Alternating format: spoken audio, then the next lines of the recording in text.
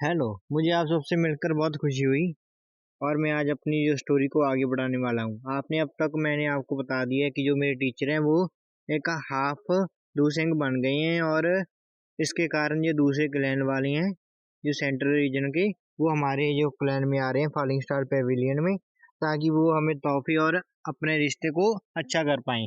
पर मुझे इन सब चीज़ों में इंटरेस्ट नहीं है, तो मैं एक पहाड़ी पर आकर अपनी प्रैक्टिस करने लग जाता हूँ।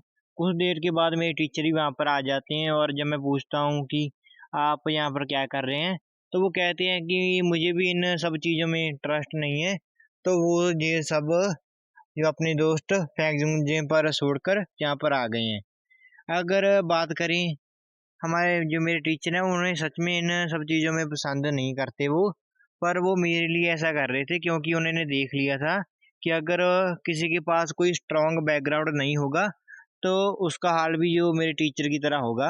जब उन्होंने उन पर हालो शोर ने हमला कर दिया था और इनके मेरे टीचर के पास कोई ज़्यादा स्ट्रॉन्ग बैकग्राउंड नहीं था, तो वो पकड़े, बहुत ही ज़्यादा उनकी बुरी हालत हो गई थी हालो सोर्स के कारण।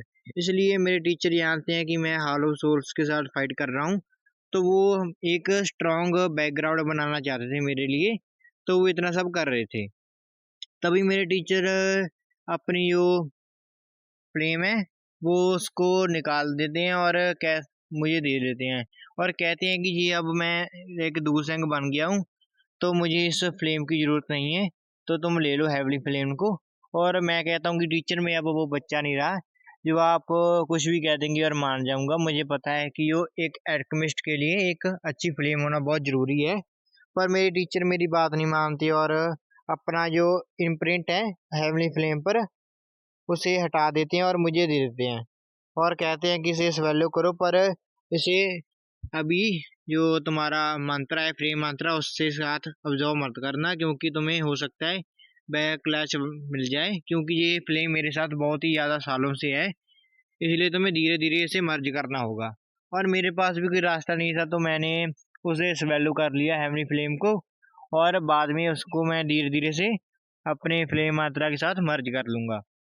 उसके बाद मेरे टीचर कहते हैं कि तुम्हें एक कोई मिलने आया है, और मैं पूछता हूँ कि कौन आया है। वो कहते हैं कि नालान यान आई है तुम्हें मिलने के लिए। इसे देखकर मैं हैरान हो जाता हूँ, क्योंकि मुझे पता है कि जो नालान यान है वो अपने काम के लिए नहीं आई होगी, वो पक्का जुनजुन के काम के लिए आई होगी। तो मैं जल्दी से फॉलिंग स्टार पेविलियन की तरफ जाता हूँ और जुनजुन जो नालान यान नालान यान से है उसे मिलता हूँ और कारण पूछता हूँ कि वो कहाँ इसलिए क्यों आई है। और जैसा मैंने सोचा था वो झुनझुन के लिए आई थी। वो कहती है कि झुनझुन एक बहुत ही बड़े खतरे में है, क्योंकि उसका मैच है एक डेप्टी चीफ के साथ। जो जो फ्लावर सेक्ट की डेप्टी चीफ है ना, उसके साथ उसका मैच है। पर जो फ्लावर सेक्ट का एक नियम है कि एक औरत और एक मर्द ही मिलकर फाइट कर सकते हैं। मतलब ऐसा नहीं हो सकता कि कोई दो लड़कियां दूसरी दो लड़कियों के साथ मैच करे। एक आदमी और एक औरत को ही दूसरे आदमी और औरत के साथ लड़ना पड़ता है। पर जो मेरी मास्टर है वो कहती हैं उनके पास कोई पार्टनर नहीं है, और तुम्हें पता है कि वो कितनी ज़्यादा जिद्दी हैं, तो वो मुझे तुम्हारी मदद मांगने को भी नहीं दे रही, तो मैं जल्दी छुप कर उनसे तुम्हारी मदद मांगने आई हूँ। तो वो हमारा ज्ञान है वो मैं कहता हूँ मतलब कि मुझे पूरी डिटेल में बताओ स्टोरी की, ये कैसा हो गया कि बैटल बैटल कैसे होने लग गई, पूरा कारण बताओ मुझे। तो नालान यान मुझे बताती है कि जब मैं तुमसे मिली थी वहाँ पर ब्लड माउंटेन में, जब जहाँ पर मैंने एक दूसरों के लिए ब्रेक थ्रू किया था, वो कहती है कि तब हम एक फॉलिंग स्टार पेविलियन में, जो फॉलिंग स्टार कह रहा हूँ, जो फ्लावर सेक्टर में गए थे, और वो लोग अकेले जो औरतों हैं उन्हें भर्ती करते हैं, और मेरे टीचर ने एक एल्डर की पोजीशन ले ली थी वहाँ पर, और हम खुशी खुशी रह रहे थे। पर एक दिन मेरे टीचर ने, हम माउंटेन साइड में रह रहे थे फ्लावर सेक्टर की, और मेरी टीचर ने डिस्कवर किया कि एक जो बूढ़ी औरत है वहाँ पर है। और जब मेरी टीचर उसके पास जाने लगी तो उसने मेरी टीचर को मारकर भगा दिया।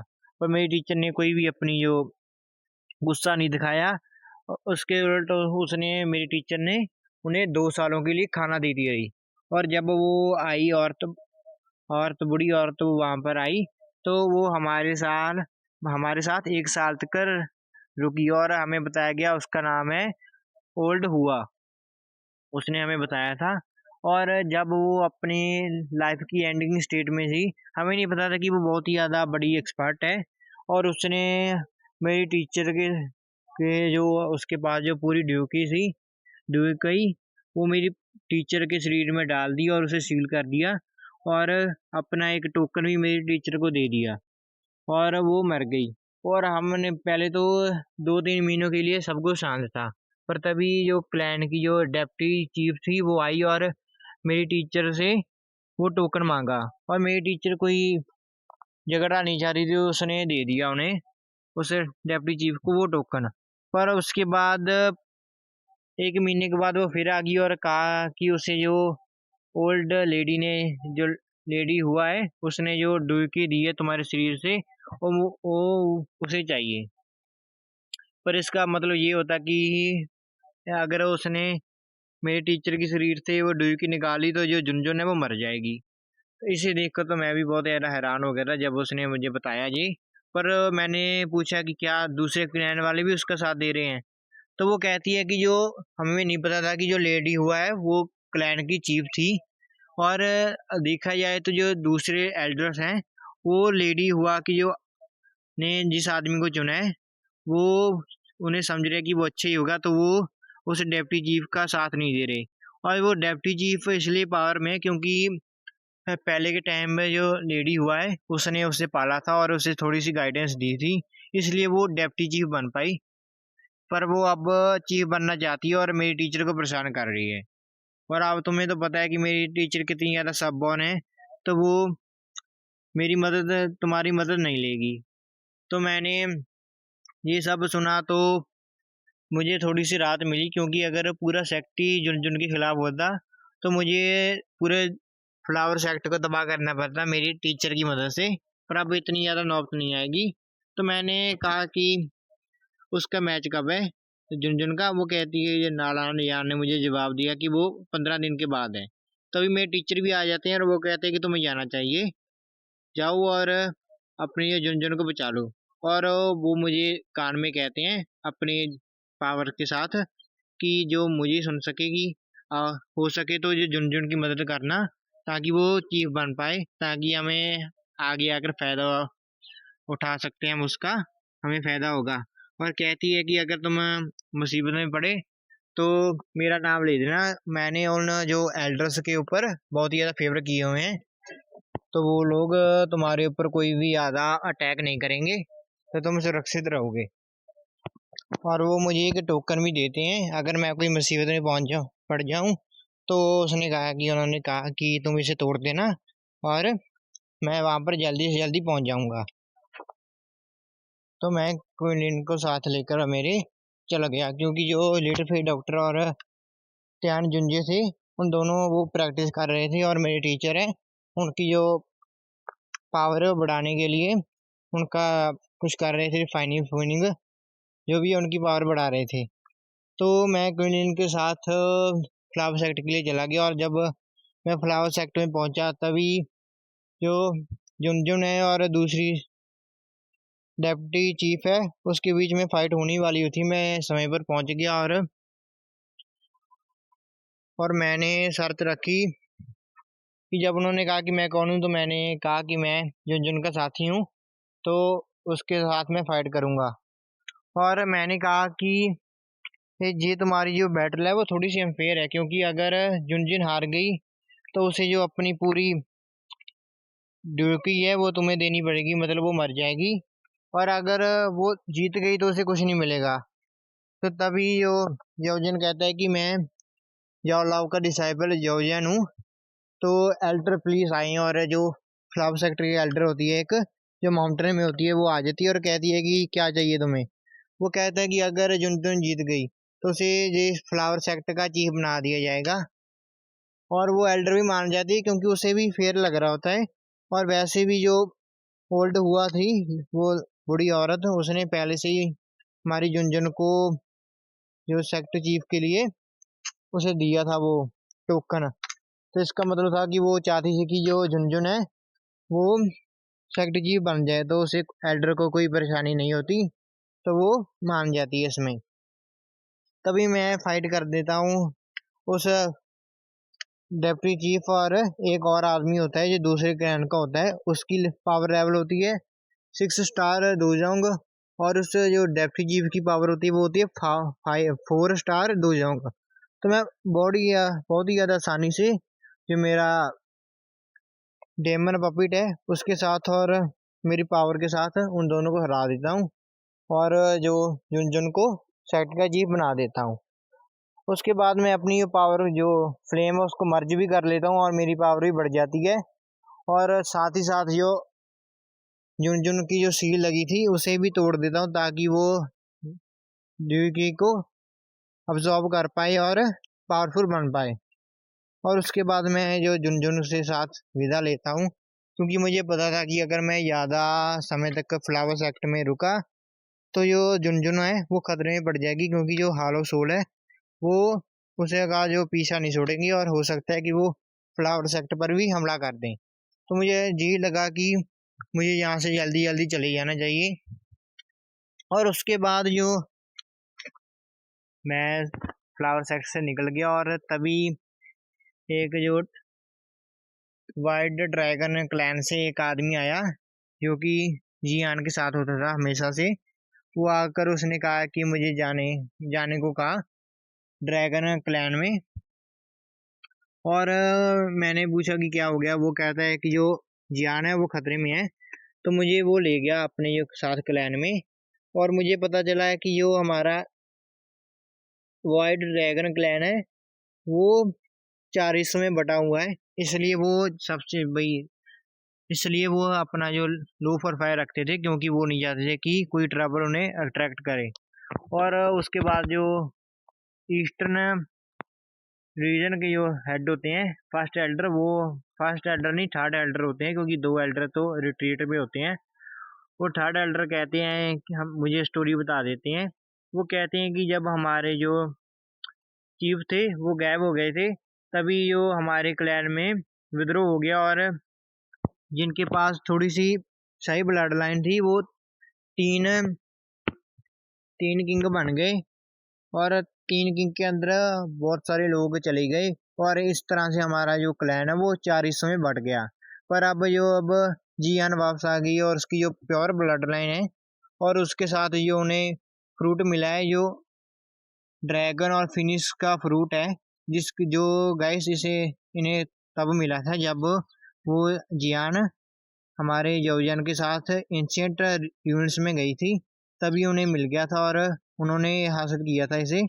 और वो कहते हैं कि अगर वो हमारी जियान उस फ्रूट को अब्जॉर्ब कर लेती तो उसकी जो ब्लड लाइन है वो बहुत ही ज़्यादा स्ट्रांग बन जाती, और सबके हमारे क्लैन को एक यूनाइट कर देती। पर वो कहते हैं कि दिक्कत आ गई ना, वो जब वो कर रही थी अब्जॉर्ब तो उसे इतनी ज़्यादा शक्ति सही नहीं गई, और वो एक क्रिस्टर में बदल गई। और वो कहती है कि उसने कहा था कि हम तुम्हारी मदद लें, इसलिए हम तुम्हारी मदद के लिए तुम्हें यहाँ पर बुलाया है। और जब मुझे पता चला कि जो जियान है उसकी लाइफ खतरे में है, तो मैंने उनकी मदद करने के लिए हामी भर दी, और मैंने कहा कि मुझे क्या करना होगा। वो कहते बस तुम्हारे पास हेवनली फ्लेम है तो उसे जाओ, और हेवनली फ्लेम के साथ उसे जो क्रिस्टल की लेयर है उसे वेपोराइज कर दो, और उसकी जो पावर है वो जियान को दे दो। तो मैं मान गया, और मैंने अपना जो प्रोसेस शुरू कर दिया जियान को फिर से सही करने का। पर ये बहुत ही लंबा समय लगने वाला था, हो सकता है 50 to 30 डेज लग जाते इसमें। और उस थर्ड एल्डर ने उसे मुझे जो 4 ड्रॉप्स भी दी थी अपनी ब्लड की। उसने कहा था कि अगर तुम्हारी जो ड्यूकी है वो ख़त्म हो जाए तो इसे ले लेना, और तुम्हारी जो पावर है ड्यूकी की वो फिर से वापस आ जाएगी। मैंने 15 दिनों तक तो अपने जो मेथड के साथ किसी न किसी तरह से अपनी ड्यूटी को बनाए रखा, और कंटिन्यू फ्लेम देता रहा, हेवनली फ्लेम को बर्न करता रहा। पर उसके बाद मैंने उसका यूज़ भी किया ब्लड का, और जियोजान को फिर से वो रिफाइनमेंट का प्रोसेस शुरू कर दिया, और धीरे धीरे से वो पूरा करने लग गया। पर दूसरे क्लैंस को भी पता चल गया। जो फैक्शन थे, 3-4 फैक्शन में बड़ा था ना, वो 3 फैक्शनों ने अपनी आर्मी भेज दी ताकि पता लगा सके कि क्या हो रहा है। पर जो हमारे ईस्टर्न क्लैन फैक्शन था, उन्होंने उसे रोका और एंड मौके पर जियान थी वो जाग गई और उन सभी को डोमिनेट कर दिया। और उसके पास जो प्योर फिनिक्स और ड्रैगन की ब्लड लाइन भी आ चुकी थी, जिसने जो जियान है उसने मुझे थोड़ी सी भी अपनी जो थोड़ी सी ब्लड लाइन है फिनिक्स और ड्रैगन की वो मुझे भी दे दी, क्योंकि मैं बहुत ही ज़्यादा कमज़ोर स्टेट में था इतने दिनों से अपनी जो ड्यूकी का यूज़ करने से। वो भी मैं लगातार कर रहा था यूज़, ऐसा नहीं मैं कोई रेस्ट ले रहा था। सिंपली मैं पिछले 30 दिनों से अपनी जो ड्यूकी को बाढ़ रहा था। तो जब मैं आखिरी वक्त में मैं बेहोश हो गया था, जब जियान जागी थी तो उसने मुझे अपनी थोड़ी सी पावर दे दी और मैं बेहोश रहा। और जब मैं उठा मुझे पता चला कि जो जियान है वो पहले से ही अपनी जो पावर को स्टेबलाइज करने के लिए रिट्रीट पर चली गई है। तो मैंने भी जाना सही समझा कि मैं भी चला जाता हूँ, अब मेरा जहाँ पर कोई काम नहीं रहा। उसके बाद मैंने उनसे कहा कि अब मैं भी विदा लेता हूँ और मेरे क्लैन को मेरी ज़रूरत है, तो मैं जा रहा हूँ। और उन्होंने मुझे छोड़ दिया मेरे क्लैन तक और मैं मेरे क्लैन में वापस आ गया। और उसके बाद गाइस मैं आपको कल सुनाऊंगा आगे वाली स्टोरी, क्योंकि कल मैं जाने वाला हूँ हमारी जो जूनर है उससे मिलने उसके क्लैन में। तो आपको बहुत एक्साइटमेंट होगी कि क्या क्या मुसीबतों का मैं सामना करूंगा वहाँ पर और किस तरह से मैं अपनी जूनर को मिलूंगा। तो अगर आपको देखना है कि मैं जूनर के साथ कैसे मिलता हूँ, तो आपको मेक श्योर कि आप इस चैनल को सब्सक्राइब कर दें और मेरी वीडियो को लाइक भी कर दें, ताकि आप आगे आने वाली